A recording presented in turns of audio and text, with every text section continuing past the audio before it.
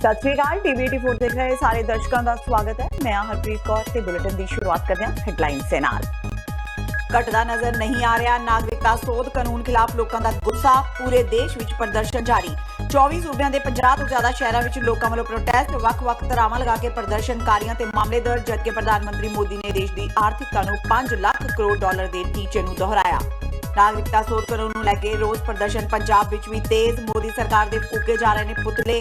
ਕਾਂਗਰਸੀ ਆਗੂ ਰਾਜਕੁਮਾਰ ਵੇਰਕਾ ਨੇ ਕਿਹਾ ਮੋਦੀ ਸਰਕਾਰ ਨੇ ਆਪਣੇ ਕੀਤੇ ਕੋਈ ਵਾਅਦੇ ਪੂਰੇ ਨਹੀਂ ਕੀਤੇ, ਇਸੇ ਲਈ ਲੋਕਾਂ ਦਾ ਧਿਆਨ ਭੰਗ ਕਰਨ ਲਈ ਇਹ ਬਿੱਲ ਕੀਤਾ ਗਿਆ ਪੇਸ਼। ਜਦਕਿ ਪੰਜਾਬ ਭਾਜਪਾ ਪ੍ਰਧਾਨ ਸ਼ਵੇਤ ਮਲਿਕ ਨੇ ਕਿਹਾ ਇਹ ਕਾਨੂੰਨ ਮਾਈਨੋਰਿਟੀਜ਼ ਨੂੰ ਹੱਕ ਦੇ ਰਿਹਾ ਹੈ। ਕੈਲੀਫੋਰਨੀਆ ਵਿੱਚ ਸਿੱਖ ਟੈਕਸੀ ਡਰਾਈਵਰ ਦੀ ਕੁੱਟਮਾਰ ਕਰਨ ਦੀ ਘਟਨਾ ਦਾ ਸ਼੍ਰੋਮਣੀ ਕਮੇਟੀ ਦੇ ਪ੍ਰਧਾਨ ਭਾਈ ਗੋਬਿੰਦ ਸਿੰਘ ਲੋਂਗੋਵਾਲ ਨੇ ਲਿਆ ਨੋਟਿਸ। ਕਿਹਾ ਭਾਰਤ ਸਰਕਾਰ ਨੂੰ ਅਜਿਹੇ ਵਰਤਾਰਿਆਂ ਨੂੰ ਰੋਕਣ ਲਈ ਵਿਦੇਸ਼ਾਂ ਦੀਆਂ ਸਰਕਾਰਾਂ ਤੱਕ ਕਰਨੀ ਚਾਹੀਦੀ ਹੈ ਪਹੁੰਚ। ਮੋਹਾਲੀ ਐਸ ਦੀ ਟੀਮ ਵੱਲੋਂ ਕੀਤਾ ਗਿਆ ਐਨਕਾਊਂਟਰ, ਇੱਕ ਨੌਜਵਾਨ ਦੀ ਮੌਤ। ਪੁਲਿਸ ਨੇ ਦੱਸਿਆ ਨਸ਼ਾ ਤਸਕਰ, ਜਦਕਿ ਮੀਡੀਆ ਰਿਪੋਰਟਾਂ ਵਿੱਚ ਪਹਿਲਾਂ ਦੱਸਿਆ ਗਿਆ ਸੀ ਪੱਤਰਕਾਰ। ਪੰਜਾਬ ਵਿੱਚ ਨਵਾਂ ਮੋਟਰ ਵਹੀਕਲ ਐਕਟ ਲਾਗੂ, ਟ੍ਰੈਫਿਕ ਨਿਯਮਾਂ ਦੀ ਉਲੰਘਣਾ ਕਰਨ ਵਾਲਿਆਂ ਦੇ ਮਹਿੰਗੇ ਚਲਾਨ ਕੱਟਣੇ ਸ਼ੁਰੂ। ਆਮ ਆਦਮੀ ਪਾਰਟੀ ਨੇ ਕੀਤਾ ਵਿਰੋਧ, ਕਿਹਾ ਭ੍ਰਿਸ਼ਟਾਚਾਰ ਨੂੰ ਵਧਾਵਾ ਦੇਵੇਗਾ ਜ਼ਿਆਦਾ ਜੁਰਮਾਨਾ। ਤੇ ਹੁਣ ਇਹਨਾਂ ਖਬਰਾਂ ਦਾ ਵਿਸਥਾਰ। ਨਾਗਰਿਕਤਾ ਸੋਧ ਕਾਨੂੰਨ ਖਿਲਾਫ ਪੂਰੇ ਦੇਸ਼ ਵਿੱਚ ਪ੍ਰਦਰਸ਼ਨ ਹੋ ਰਹੇ ਨੇ। ਉੱਤਰ ਤੋਂ ਦੱਖਣ ਤੇ ਪੂਰਬ ਤੋਂ ਪੱਛਮ ਦੇ ਸੂਬਿਆਂ ਵਿੱਚ ਇਸ ਕਾਨੂੰਨ ਨੂੰ ਲਾਗੂ ਕਰਨ ਦੇ ਖਿਲਾਫ ਲੋਕ ਸੜਕਾਂ ਤੇ ਉਤਰ ਆਏ ਨੇ। ਇਸ ਲਈ ਕਈ ਸੂਬਿਆਂ ਵਿੱਚ ਧਾਰਾ 144 ਲਾਗੂ ਕਰ ਦਿੱਤੀ ਗਈ ਹੈ। ਵੀਰਵਾਰ ਨੂੰ ਪ੍ਰਦਰਸ਼ਨ ਨੇ ਭਿਆਨਕ ਹਿੰਸਕ ਰੂਪ ਧਾਰਨ ਕਰ ਲਿਆ ਸੀ ਤੇ ਅੱਜ ਵੀ 24 ਸੂਬਿਆਂ ਦੇ 50 ਤੋਂ ਜ਼ਿਆਦਾ ਸ਼ਹਿਰਾਂ ਵਿੱਚ ਲੋਕਾਂ ਨੇ ਪ੍ਰੋਟੈਸਟ ਕੀਤਾ, ਜਿਸ ਵਿੱਚ ਕਈਆਂ ਦੀ ਮੌਤ ਹੋਈ ਤੇ ਕਈ ਪ੍ਰਦਰਸ਼ਨਕਾਰੀ ਜ਼ਖਮੀ ਹੋਏ। ਇਸ ਤੋਂ ਇਲਾਵਾ ਪੁਲਿਸ ਨੇ ਕਈਆਂ ਨੂੰ ਹਿਰਾਸਤ ਵਿੱਚ ਵੀ ਲਿਆ। ਉਧਰ ਰਾਜਧਾਨੀ ਦਿੱਲੀ ਵਿੱਚ ਵੀ ਅੱਜ ਜਾਮਾ ਮਸਜਿਦ ਕੋਲ ਲੋਕਾਂ ਨੇ ਪ੍ਰਦਰਸ਼ਨ ਕੀਤਾ। ਇਸ ਦੌਰਾਨ ਇੱਥੇ ਭੀਮ ਆਰਮੀ ਦੇ ਚੀਫ ਚੰਦਰ ਸ਼ੇਖਰ ਆਜ਼ਾਦ ਨੂੰ ਹੱਥਾਂ ਵਿੱਚ ਸੰਵਿਧਾਨ ਦੀਆਂ ਕਾਪੀਆਂ ਲੈ ਕੇ ਪ੍ਰਦਰਸ਼ਨ ਕਰਦੇ ਹੋਏ ਦੇਖਿਆ ਗਿਆ। ਕੁਝ ਦੇਰ ਇੱਥੇ ਪ੍ਰਦਰਸ਼ਨ ਕਰਨ ਤੋਂ ਬਾਅਦ ਲੋਕਾਂ ਨੇ ਉੱਤਰ ਪੂਰਬੀ ਦਿੱਲੀ ਦੇ ਹੋਰਨਾਂ ਖੇਤਰਾਂ ਵਿੱਚ ਵੀ ਪ੍ਰਦਰਸ਼ਨ ਕੀਤਾ। ਮੁੰਬਈ ਦੇ ਵੱਖ-ਵੱਖ ਇਲਾਕਿਆਂ ਵਿੱਚ ਵੀ ਪ੍ਰੋਟੈਸਟ ਜਾਰੀ ਹੈ। ਲੋਕਾਂ ਨੇ CAA ਦੇ ਨਾਲ NRC ਖਿਲਾਫ ਵੀ ਨਾਅਰੇਬਾਜ਼ੀ ਕੀਤੀ। ਗੁਜਰਾਤ ਵਿੱਚ ਪ੍ਰਦਰਸ਼ਨ ਕਰ ਆਏ 8000 ਲੋਕਾਂ ਖਿਲਾਫ ਪੁਲਿਸ ਨੇ ਹੱਤਿਆ ਦੀ ਸਾਜ਼ਿਸ਼ ਤੇ ਹੋਰ ਧਾਰਾਵਾਂ ਲਗਾ ਕੇ ਮਾਮਲਾ ਦਰਜ ਕਰ ਲਿਆ। ਇਸ ਵਿੱਚ ਇੱਕ ਕਾਂਗਰਸੀ ਕਾਉਂਸਲਰ ਸਮੇਤ 49 ਲੋਕਾਂ ਨੂੰ ਪੁਲਿਸ ਨੇ ਗ੍ਰਿਫਤਾਰ ਕੀਤਾ। ਉਧਰ ਉੱਤਰ ਪ੍ਰਦੇਸ਼ ਦੇ ਸੰਭਲ ਵਿੱਚ ਸਮਾਜਵਾਦੀ ਪਾਰਟੀ ਦੇ ਸੰਸਦ ਮੈਂਬਰ शफीकुर रहमान बुर समेत 17 होर ते FIR दर्ज की गई। जैसे कल आपको बताया, कोई भी जो ट्रेडिशनल रूट्स नहीं है, क्योंकि ये जो प्रोटेस्ट की परमिशंस होती है वो हमारे डेजिग्नेटेड प्लेसेस हैं। आपने कल भी देखा जो डेजिग्नेटेड प्लेसेस है वहां प्रोटेस्ट हुआ और हम कल भी बड़ा प्रोटेस्ट हैंडल किया है। और इसके बावजूद अगर कोई अलग जगह की परमिशन मांगेगा तो वहाँ जो पब्लिक इनकन्वीनियंस है वो बहुत ज्यादा हो जाती है। वहाँ हमारी इमरजेंसी सर्विसेज हैं और वहाँ हमारे जो नॉर्मल पब्लिक है उनको इनकन्वीनियंस होती है। हमारी बिजी रोड्स हैं, इंपॉर्टेंट रोड्स हैं, दिल्ली की लाइफलाइन है, तो इस वजह से वहाँ परमिशन नहीं दी जा सकती। उन जगहों पे हम परमिशन नहीं देते, डिनाई करते हैं और जो भी परमिशन मांगता है उसको हम रिक्वेस्ट भी करते हैं और उसको डायरेक्शंस भी देते हैं कि जो डेजिग्नेटेड प्लेस है वहाँ आप परमिशन लेके वो आप प्रोटेस्ट कर सकते हैं। मतलब भीम आर्मी को जो कहा गया है कि वो जंतर मंतर में कर सकते हैं, यहाँ नहीं आ सकते। बिल्कुल, वो जंतर मंतर में जा सकते हैं, यहाँ की कोई परमिशन की सवाल ही पैदा नहीं होता और यहाँ कभी भी प्रोटेस्ट की परमिशन नहीं दी जाती और यहाँ हमने उनको डिनाई किया हुआ है। नहीं, बिल्कुल, मैं आपके माध्यम से फिर बताना चाहूंगा, ये वॉल्ड सिटी जामा मस्जिद में सेक्शन 144 नहीं।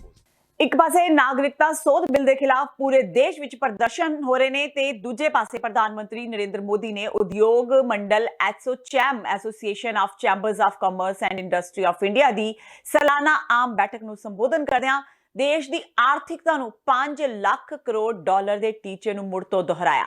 ਇਸ ਦੇ ਨਾਲ ਹੀ ਉਹਨਾਂ ਕਿਹਾ ਕਿ ਦੇਸ਼ ਲਈ ਕੰਮ ਕਰਨ ਤੇ ਬਹੁਤ ਗੁੱਸਾ ਸਾਣਾ ਪੈਂਦਾ ਹੈ, ਬਹੁਤ ਸਾਰੇ ਲੋਕਾਂ ਦੀ ਨਾਰਾਜ਼ਗੀ ਦਾ ਸਾਹਮਣਾ ਕਰਨਾ ਪੈਂਦਾ ਹੈ। ਇਸ ਤੋਂ ਇਲਾਵਾ ਕਈ ਦੋਸ਼ਾਂ ਵਿੱਚੋਂ ਵੀ ਲੰਘਣਾ ਪੈਂਦਾ ਹੈ। $5 ट्रिलियन इकोनॉमी का लक्ष्य, ये मैंने जब सार्वजनिक रूप से कहा तो मुझे मालूम था कि सुगबुगाहट शुरू होगी। मुझे ये भी मालूम था कि नकारात्मकता को प्रकट करने के लिए एक मैदान तैयार हो जाएगा। मुझे यह भी मालूम था कि ये विश्वास से कहा जाएगा कि भारत ये नहीं कर सकता है। एक सेट ऑफ थिंकिंग है ऐसा, लेकिन मुझे खुशी है कि आजकल अर्थव्यवस्था को गति देने वाले जितने ही समूह हैं, हर कोई 5 ट्रिलियन वाली बात को मध्य में रख करके चर्चा करता है। अधिकतम लोग यार कोशिश तो करनी चाहिए, यार करे तो हो भी सकता है, अरे यार नेगेटिव क्यों सोचो, चलो यार कुछ करते हैं। मतलब कि लक्ष्य तय हुआ है तो लक्ष्य पार करने का मन भी तैयार हो रहा है, और यही मन है जो आज यहां इकट्ठा हुआ है। कंपनीज एक्ट में सैकड़ों ऐसे प्रावधान थे जिसमें छोटी छोटी गलतियों के लिए क्रिमिनल एक्शन की व्यवस्था थी, और मुझे मालूम है ये आपके लिए कितना परेशानी का कारण था।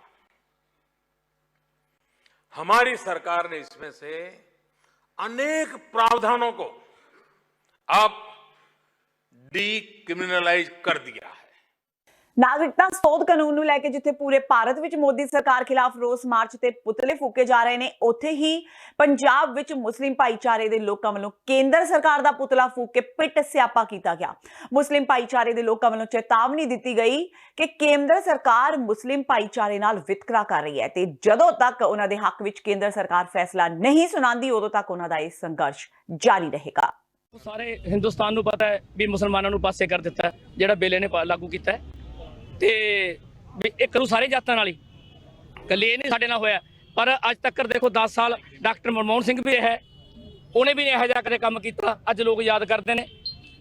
ਕੱਟੜਪੰਥੀ ਦੇਖੋ ਕਿਸੇ ਵੀ ਧਰਮ ਦਾ, ਕਿਸੇ ਵੀ ਕੌਮ ਦਾ, ਉਹ ਦੇਸ਼ ਲਈ ਮਾੜਾ ਹੈ। ਹਜੇ ਇਹਨੂੰ ਪਹਿਲਾਂ 5 ਸਾਲ ਹੋਏ ਨੇ, ਆ 5 ਸਾਲ ਦੁਬਾਰਾ ਫੇਰ ਦੇਤੇ ਲੋਕਾਂ ਨੇ ਸੋਚਿਆ ਵੀ ਚੰਗਾ ਕਰੂਗਾ।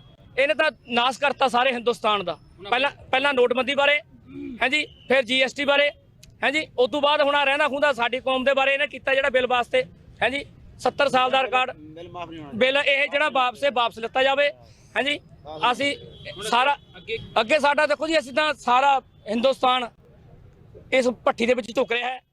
देखिए ये जो हमने किया है, ये जो बिल पास हुआ है सेंटर सरकार में, जो मोदी सरकार ने पास किया है, उसको जो करने जा रही है, क्या है जब एक बार वो उसने सेंटर में वहाँ पे पास करवा लिया पार्लियामेंट में तो लागू ही हो जाएगा इसका मतलब। तो गवर्नमेंट से यही हमारी गुजारिश है कि इसको रद्द करा जाए और जो हमारे देश की युवा पीढ़ी है, नौजवान है, उनको नौकरी दिया जाए। ये तो हमारी जो लोगों को लड़ा रहे हैं, आपस में राज करे, अंग्रेजी वाली चाल चल रहे हैं कि लड़ाओ और राज करो, बस ये है।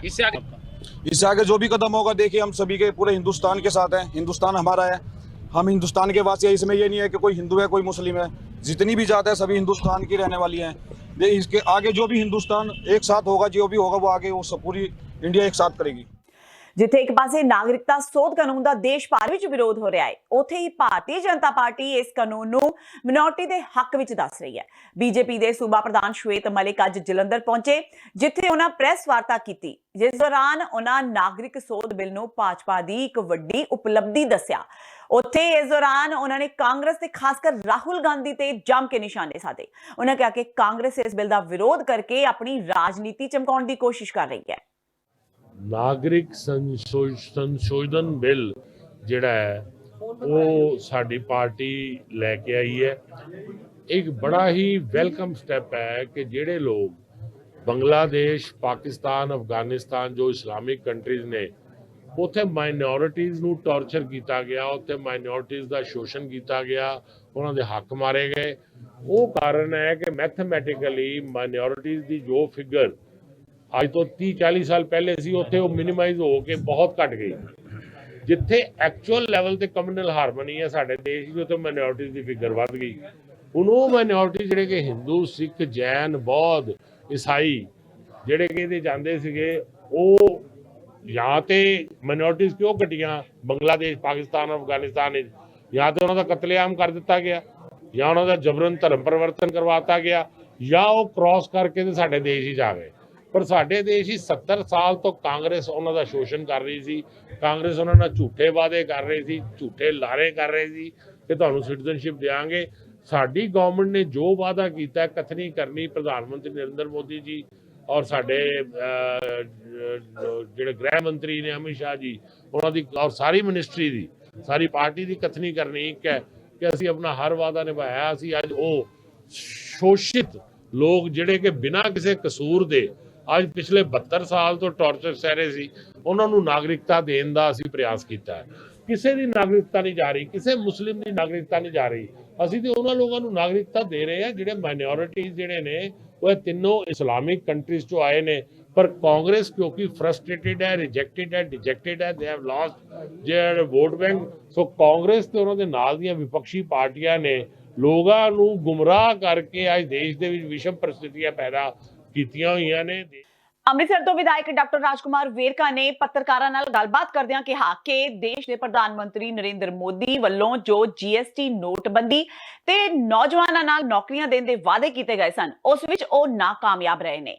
ਇਸ ਕਰਕੇ ਧਿਆਨ ਭਟਕਾਉਣ ਲਈ ਹੁਣ ਪ੍ਰਧਾਨ ਮੰਤਰੀ ਵੱਲੋਂ ਨਾਗਰਿਕਤਾ ਸੋਧ ਬਿੱਲ ਨੂੰ ਭਾਰਤ ਵਿੱਚ ਲਾਗੂ ਕੀਤਾ ਗਿਆ ਹੈ। ਉਹਨਾਂ ਕਿਹਾ ਕਿ ਜੇਕਰ ਦੇਸ਼ ਦੇ ਪ੍ਰਧਾਨ ਮੰਤਰੀ ਇਸ ਨੂੰ ਲਾਗੂ ਕਰਨਾ ਚਾਹੁੰਦੇ ਸਨ ਤਾਂ ਉਹਨਾਂ ਨੂੰ ਸਾਰਿਆਂ ਨੂੰ ਇਸ ਦਾਇਰੇ ਵਿੱਚ ਰੱਖਣਾ ਚਾਹੀਦਾ ਹੈ, ਭਾਵੇਂ ਉਹ ਹਿੰਦੂ, ਮੁਸਲਮਾਨ ਜਾਂ ਫਿਰ ਸਿੱਖ ਹੋਵੇ।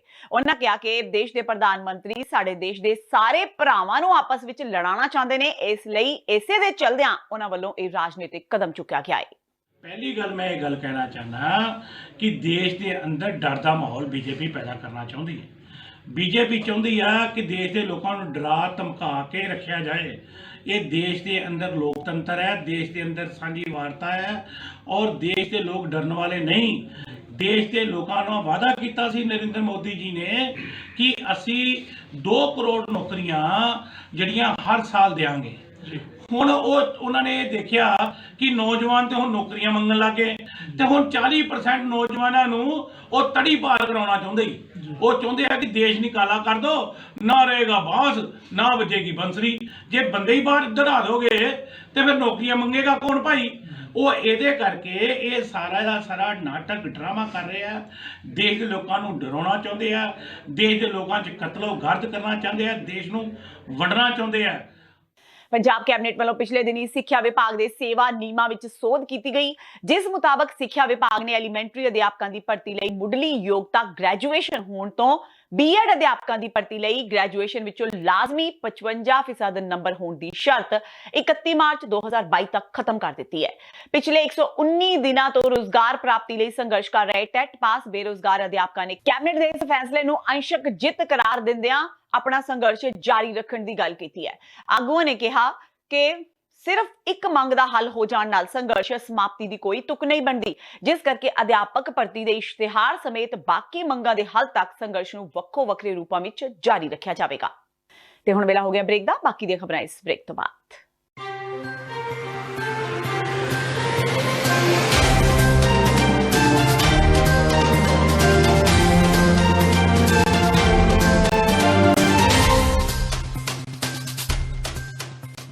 ਕੀ ਤੁਹਾਨੂੰ 30, 40 ਜਾਂ 50 ਦਿਨ ਵੇਟ ਕਰਨੀ ਪੈ ਰਹੀ ਹੈ ਤੁਹਾਡੇ ਚੈੱਕ ਲਈ? ਫਿਰ ਬ੍ਰੋਕਰਾਂ ਪਿੱਛੇ ਭੱਜਦੇ ਫਿਰਦੇ ਹੋ ਪੈਸੇ ਲਈ। ਬਹੁਤ ਜ਼ਿਆਦਾ ਟਾਈਮ ਵੇਸਟ ਹੋ ਜਾਂਦਾ ਇੱਦਾਂ ਤਾਂ। ਜੇ ਤੁਸੀਂ ਅੱਜ ਹੀ ਪੈਸੇ ਲੈਣੇ ਤਾਂ ਬੌਬਟੇਲ ਨੂੰ ਕਾਲ ਕਰੋ। ਬੌਬਟੇਲ ਤੁਹਾਡੀਆਂ ਇਨਵੌਇਸਸ ਸੇਮ ਡੇ ਫੰਡ ਕਰ ਸਕਦੇ ਹਨ for a small fee, no contract, no reserve and no hidden fees। ਅੱਜ ਹੀ ਕਾਲ ਕਰੋ ਬੌਬਟੇਲ ਨੂੰ ਤੇ ਤੁਹਾਡਾ ਪਹਿਲਾ ਮਹੀਨਾ ਫ੍ਰੀ। 410 204 2084 ਅਗੇਨ 410 204 2084।